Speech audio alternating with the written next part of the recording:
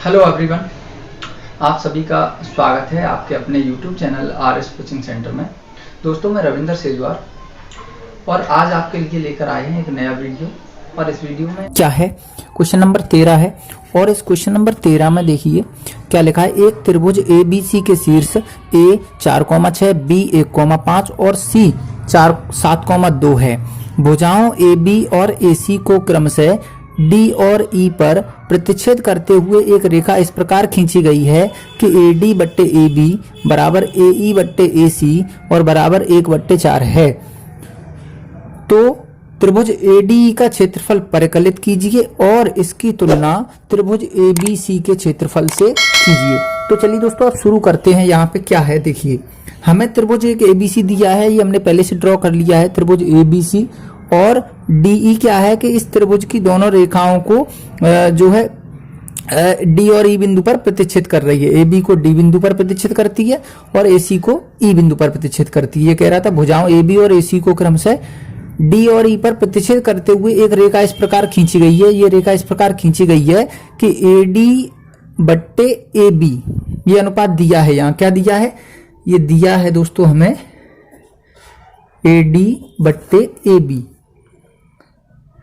बराबर AE, इधर का भी दिया है, और बट्टे AC बराबर कितना है 1/4। तो ये चीज हमें यहां दी है, ठीक है। अब हम क्या करते हैं दोस्तों, एक ले लेते हैं। पहले इस भुजा को हम देखेंगे, इसके बिंदु दिए हैं और हम डी बिंदु को निकालने का प्रयास करेंगे यहाँ पर। तो देखिए, हम पहले इधर की भुजा लेते हैं, ये वाली AD बट्टे AB, यानी AD बट्टे AB ये दिया गया है। कितना दिया है 1/4, ठीक है दोस्तों। अब ये कह रहा था त्रिभुज ADE का क्षेत्रफल। तो ADE का क्षेत्रफल हम तब ज्ञात करेंगे जब हमें इसके बिंदु दिए होंगे, ठीक है। इसके बिंदु दिए होंगे। अब इसके बिंदु नहीं दिया, अगर ये कह देता कि ये डी मध्य बिंदु है तो हम इन दोनों के मध्य बिंदु निकाल लेते सीधे सीधे फॉर्मूले में लगा के, यानी x1 + x2 बट्टे 2 और y1 + y2 बट्टे 2 करके मध्य बिंदु आ जाते। लेकिन ये अनुपात दे रहा है, तो अनुपात दे रहा है तो हमें क्या करना पड़ेगा, अनुपात निकालना पड़ेगा इसका, AD का अनुपात BD का, ये दोनों। लेकिन ये AD और AB ये ऐसे दे रहा है, ये छोटी भुजा और पूरी भुजा, जबकि अनुपात में हमें क्या चाहिए, ये और ये, ठीक है। तो हम यहां से ज्ञात करेंगे। देखिए, ये जो AD है क्या है दोस्तों, AD ये वाली, हम अगर इसको व्युत्क्रम कर लें, क्या कर लें, व्युत्क्रम कर लें। यहां देखिए, हम व्युत्क्रम कर लेते हैं, इसका दोनों का व्युत्क्रम कर देते हैं। व्युत्क्रम करने पर, ठीक है, देखिए व्युत्क्रम करेंगे तो ये AB ऊपर पहुंच जाएगा और AD आ जाएगा नीचे, बराबर ये 4 ऊपर पहुंच जाएगा और 1 आ जाएगा नीचे, ठीक है, इस तरह से। अब हम क्या करेंगे, आप देखिए यहाँ चित्र में AB, इस पर नजर डालिए, AB। अगर हम AB को ये लिख दें, AB बराबर दोनों को क्या लिख दें, AD plus BD, AD plus BD, AD plus BD या DB, कुछ भी कह सकते हैं हम, AD प्लस BD कह दें, कुछ भी कह सकते हैं, ठीक है। तो AB को हम क्या लिख सकते हैं, AD प्लस DB या BD, ये हमने लिख दिया। तो बस यही हम लिखेंगे AB की जगह AD प्लस BD, ठीक है, दोनों का योग। बट्टे में क्या चल रहा है, AD बराबर 4/1, इतना ही। चलिए आगे बढ़ते हैं। अब क्या करेंगे, चलो तो एक काम करते हैं, इनको अलग अलग कर देते हैं दोस्तों। AD बट्टे AD और प्लस BD बट्टे AD बराबर 4/1, ऐसे ही। चलिए, AD से AD कट जाएगा एक बार, ठीक है। अब हम इस एक को उधर ले चलेंगे, या 1 प्लस क्या बचा, एक बार लिख लेते हैं, BD बट्टे AD बराबर 4/1। अब इस एक को उधर ले जाएंगे तो BD बट्टे AD बराबर 4/1, तो ये चल रहा है। और ये प्लस वाला जब इधर आएगा तो ये हो गया माइनस का, ठीक है। तो 4/1 का मतलब तो क्या है, 4 ही है। तो BD बट्टे AD बराबर 4 में से 1 जाएगा, 3 आ जाएगा दोस्तों। कितना आ जाएगा, 3। अब हमें अनुपात किसका चाहिए, हमें चाहिए अनुपात AD अनुपात BD का। तो हम इसका एक बार पुनः व्युत्क्रम कर देंगे। पुनः व्युत्क्रम करने पर, पुनः व्युत्क्रम से तो क्या आ जाएगा? पुनः व्युत्क्रम से AD बट्टे BD और बराबर इसका भी व्युत्क्रम हो जाएगा, नीचे एक मान लो, तो ये हो जाएगा 1/3। क्या हो जाएगा? 1/3। ठीक है, तो अब कितना आ गया? AD अनुपात BD बराबर 1/3। AD अनुपात BD आ गया दोस्तों। देखिए यहाँ पर क्या था? AD अनुपात BD, ये कितना आ गया?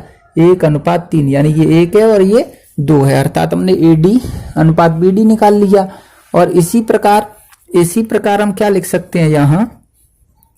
इसी प्रकार भाई दोनों एक जैसे हैं यहाँ जी, ये भी तो एक ही होगा, तो हम AE अनुपात CE या AE अनुपात EC को भी लिख सकते हैं 1/2।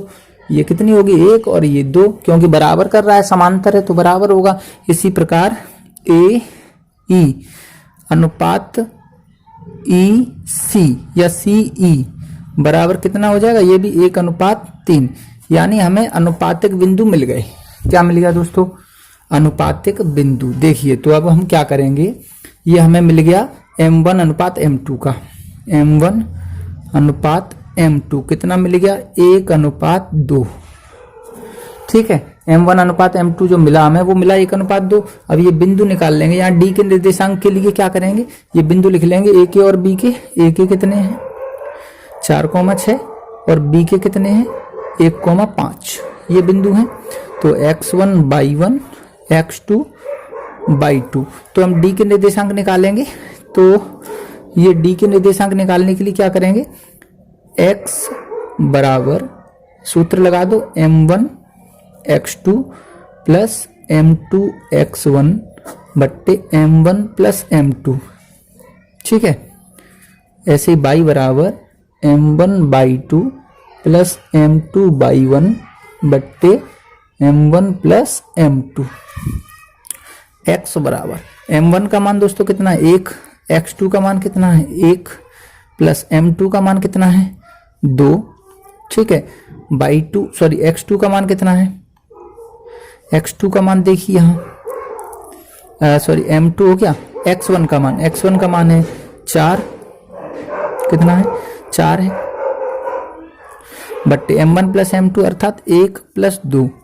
y बराबर M1 का मान 1, y2 का मान देख लीजिए कितना है? 5 प्लस M2 का मान 2, y1 का मान कितना है? 6 बट्टे 1 प्लस 2।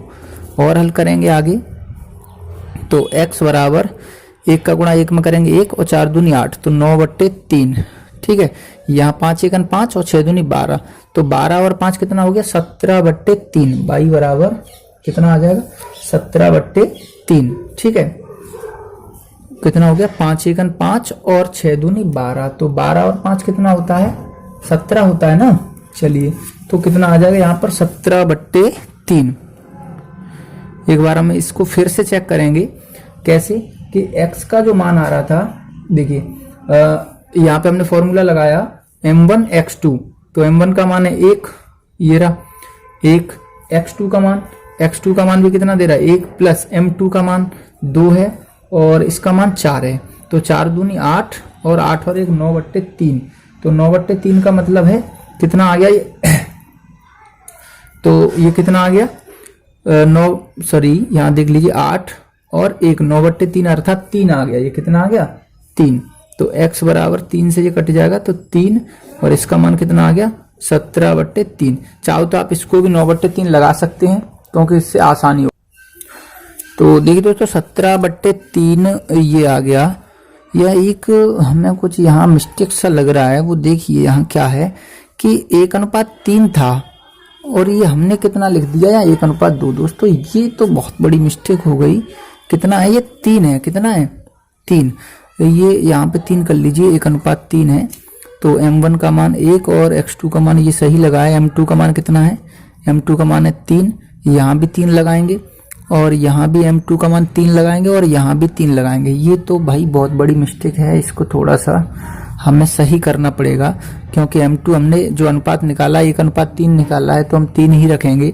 तो देखिए 2 1 1 1 और 4 3 12 और 13 हो जाएगा। कितना हो जाएगा? 13 और ये बट्टे 4। तो आंसर यहाँ जो आएगा x की वैल्यू आएगी वो आएगी 13/4।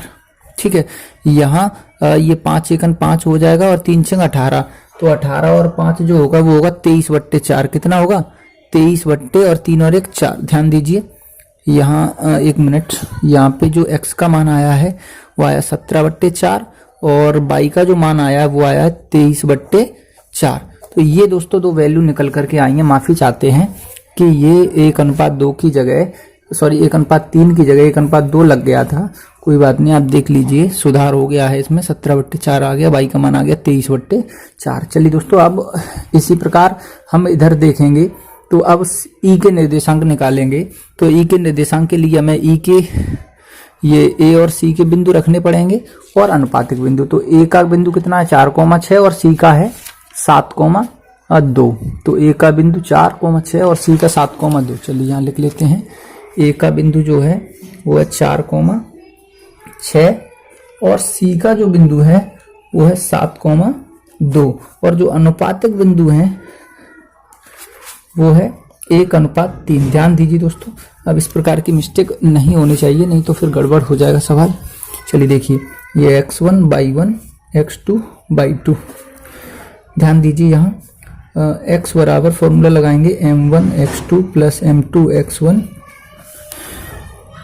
और बट्टे m1 प्लस m2। ऐसे ही y बराबर m1/2 प्लस m2/1 बट्टे m1 प्लस m2 लगा दीजिए। x बराबर m1 का मान कितना है 1, x1 का मान कितना है दोस्तों 4, प्लस m2 का मान कितना है 3 इंटू x1 का मान कितना है 4।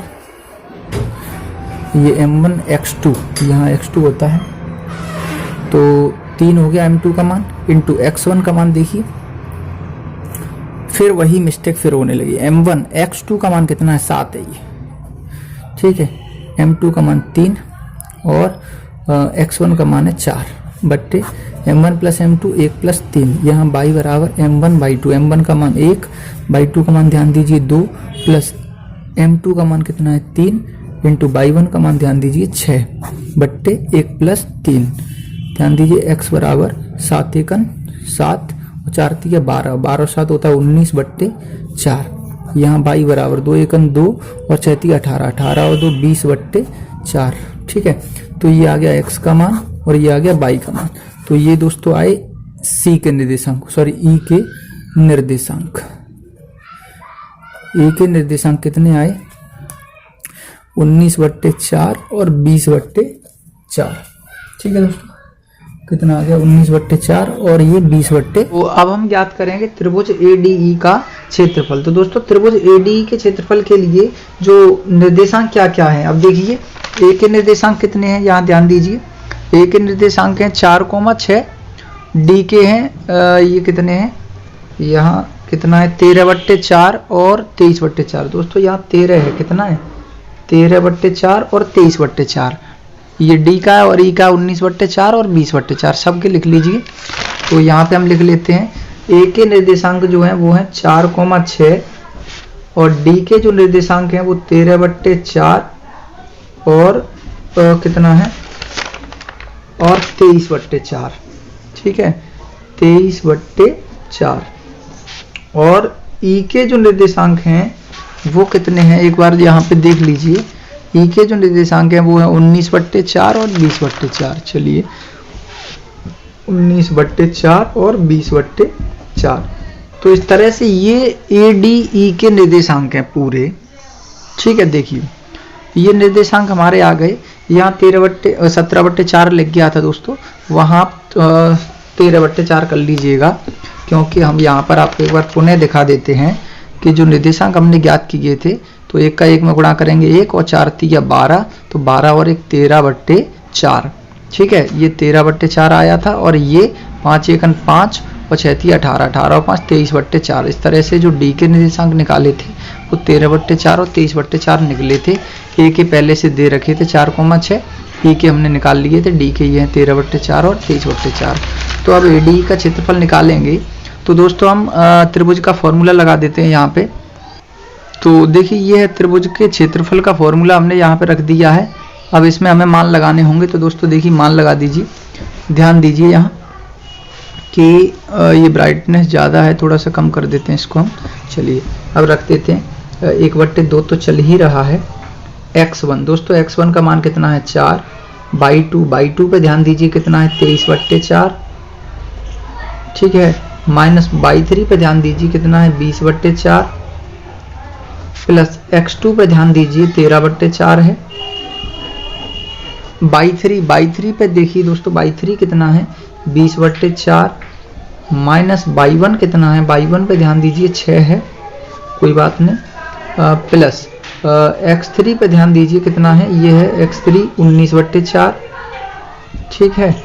आगे बाई1 कितना है 6, माइनस बाई2 कितना है, बाई2 पे ध्यान दीजिए 23/4। चलिए आगे हम इसको हल करेंगे तो कितना आ जाएगा वो भी आप देख लीजिए, कोई इसमें ऐसी कोई कठिनाई वाली बात नहीं है। 4 लिखे हैं, लिख लीजिए। ये 23/4 में से 20/4 जाएगा तो कितना बचेगा दोस्तों, 3/4 बचेगा, ठीक है। प्लस ये 13/4 लिखा हुआ है, यहाँ ध्यान दीजिए 4 6 24 हो जाएगा माइनस का, और जब 20 में से 24 को माइनस करेंगे तो -4/4 आ जाएगा। कितना आ जाएगा, -4/4, प्लस ये 19/4 लिखा हुआ है इंटू ये 4 6 24 प्लस का हो जाएगा, और प्लस के 24 में से जब -23 घटाएंगे तो 1/4 बचेगा। कितना बचेगा दोस्तों, 1/4। देखिए अब ध्यान दीजिए यहाँ 4 से 4 कट जाएगा तो कितना बचेगा, यहाँ देखिए 1/2 तो चल ही रहा है, यहाँ बचा 3, कितना बचा 3, प्लस यहाँ पे ध्यान दीजिए ये 4 से 4 कट जाएगा तो कितना बचा दोस्तों, एक बार कटा तो 13 1 13 हो गया, माइनस का /4, ठीक है। और ध्यान दीजिए यहाँ 19 1 19 और /16, इतना ही। चलिए आगे हल करते हैं। तो इसका जब हम एलसीएम लेंगे तो दोस्तों 16 आ जाएगा। कितना आ जाएगा, 16। अब देखिए 3 को 16 थी 48, प्लस सॉरी माइनस 4 से जब इसको भाग करेंगे 4 बार तो 4 का गुणा कर देंगे 13 में, तो 13 चौके 52, कितना हो जाएगा 52, 13 चौके 52, 16 से 16 एक बार कट जाएगा तो 19 1 19। अब जब हम इसको जोड़ेंगे तो कितना आ जाएगा, 1/2 तो चल ही रहा है पहले से, 48 और 19 जोड़ लीजिए तो 9 और 8 17, और 4 और 1 5 1 6 हो गया 67, और 67 माइनस 52 बट्टे कितना बचा 16, और 67 में से 16 घटाएंगे तो 1/2, 7 में से 2 जाएगा 5, 6 में से 1 5 जाएगा तो 1/16, तो 15/16 ये आया। तो 15 का गुणा जब 1 में करेंगे तो 15 1 15 और /16 दूनी 32। तो ये आ गया दोस्तों त्रिभुज ADE का क्षेत्रफल आ गया 15/32 वर्ग इकाई, ठीक है। अब हमें क्या ज्ञात करना है, ये तो आ गया त्रिभुज ADE का। अब सवाल में क्या कह रहा था कि त्रिभुज ADE का क्षेत्रफल ज्ञात कीजिए और इसकी तुलना दिए हुए त्रिभुज के क्षेत्रफल के साथ कीजिए। तो दिया हुआ त्रिभुज क्या था, त्रिभुज ABC था। तो त्रिभुज ABC का क्षेत्रफल हम ज्ञात करेंगे तो उसके लिए पहले हम उसके बिंदु लिखेंगे। तो त्रिभुज ABC के क्षेत्रफल के लिए त्रिभुज के बिंदु क्या क्या है वो देख लीजिए, ध्यान दीजिए। यहाँ पे हम देखते हैं A का बिंदु है 4,6, B का है 1,5 और C का 7,2। 4,6 1,5 और 7,2, 4,6 1,5 और 7,2 ये हैं दोस्तों ABC के बिंदु। ये A का है, इसको x1/1 मान लेते हैं, ये B का है x2/2 और ये x3/3। तो ये दोस्तों बिंदु दिए हैं किसके, ABC के। कौन कौन से, 4,6 1,5 और 7,2। चलिए यही हमने यहाँ पर लिख लिए हैं। अब हम त्रिभुज ABC का क्षेत्रफल ज्ञात करेंगे। क्या ज्ञात करेंगे, ABC का क्षेत्रफल। तो क्या होता है, फॉर्मूला लगा दीजिए 1/2, यहाँ क्या करते हैं x1/2 माइनस बाई3 प्लस x2/3 माइनस बाई1 और प्लस x3/1 माइनस बाई2। तो ये होता है दोस्तों इसका फॉर्मूला। थोड़ा सा हम आपको जूम करके यहाँ दिखा देते हैं। चलिए अब हम इसको हल करेंगे तो ध्यान दीजिए यहाँ पे क्या हो जाएगा, 1/2 तो चल ही रहा है, साथ में x1 का मान कितना है 4, बाई2 का मान ध्यान दीजिए 5, माइनस बाई3 कितना है, बाई3 है 2 तो 2 लगा दीजिए, प्लस x2 कितना है 1, बाई3 का मान 2, माइनस बाई1 का मान 6 प्लस x3 का मान है 7, y1 का मान कितना है 6, माइनस y2 का मान कितना है 5। जब हम इसको हल करेंगे तो देखिए कितना आ जाएगा 1/2, ठीक है, 1/2 और इसके बाद 4 इंटू, देखिए 5 में से 2 जाएगा तो कितना बचेगा 3, ठीक है, प्लस 1 इंटू 2 में से 6 जाएगा तो कितना बचेगा -4, प्लस 7 इंटू 6 में से 5 जाएगा तो 1 बचेगा। चलिए और हल करते हैं, 1/2 दोस्तों, 4 तिया 12 और ये हो गया -4 और ये 7। हल करेंगे तो कितना आ जाएगा, देखिए 12 और 7 19 होता है, ठीक है, प्लस का 19 में से 4 जाएगा तो 15, ठीक है, और इंटू 1/2 तो ये आ जाएगा 15/2 वर्ग इकाई, ठीक है। तो 15/2 वर्ग इकाई आ गया त्रिभुज ABC का क्षेत्रफल। और जो दूसरा क्षेत्रफल था ADE का वो आ रहा था हमारा 15/32। देखिए ध्यान दीजिए, यहाँ पे थोड़ा सा हम जूम को कम कर देते हैं। देखिए ये था त्रिभुज ABC का क्षेत्रफल, किसका, ABC का, और ये है त्रिभुज ADE का, किसका है, ADE का। अब सवाल में कह रहा था कि दोनों के त्रिभुजों की आपस में तुलना कीजिए। क्या कह रहा था, दोनों के त्रिभुजों की आपस में तुलना कीजिए। तो दोस्तों दोनों के त्रिभुज की तुलना करवा रहा है। तो देखिए छोटे का ADE का क्षेत्रफल कितना आया है, त्रिभुज ADE का क्षेत्रफल कितना आया है 15/32, ठीक है, बट्टे दूसरे का कितना आया है, त्रिभुज ABC का जो आया है वो कितना है, ABC का क्षेत्रफल जो आया है वो आया है भाई 15/2, कितना आया 15/2 ये। अब देखिए ध्यान दीजिए 15 से 15 कट जाएगा, ठीक है, 15 से 15 कट जाएगा एक बार, ठीक, और 2 से 32 कट जाएगा 16 बार। कितनी बार, 2 से 32 कट जाएगा 16 बार। तो जो यहाँ पे तुलना करने पर क्या मिला हमें, त्रिभुज ADE का क्षेत्रफल अनुपात त्रिभुज ADE का क्षेत्रफल जो है और त्रिभुज ABC का क्षेत्रफल, इन दोनों का जो अनुपात आया है वो कितना आया है दोस्तों, 1:16। यानी हमने तुलना कर दी, क्या आया, दोनों का क्षेत्रफल जो है ADE का क्षेत्रफल अनुपात ABC का क्षेत्रफल जो है वो आया है 1:16। तो उम्मीद करते हैं दोस्तों कि आपको ये क्वेश्चन अच्छे से समझ में आ गया होगा। थोड़ी सी इसमें मिस्टेक हुई थी तो माफ़ी चाहते हैं दोस्तों, हमने उसको बैक करके आपको बताया भी था। दोस्तों यह इस प्रश्नावली का अंतिम क्वेश्चन था। और अगर आपको हमारा वीडियो पसंद आया हो तो इस वीडियो को ज़्यादा से ज़्यादा लाइक करें, साथ ही अपने दोस्तों के साथ शेयर भी करें। तो दोस्तों आज के वीडियो में बस इतना ही। अब हमें दीजिए इजाज़त, मिलते हैं अगले वीडियो में। Hey there. Subscribe to my channel. And also press this bell icon.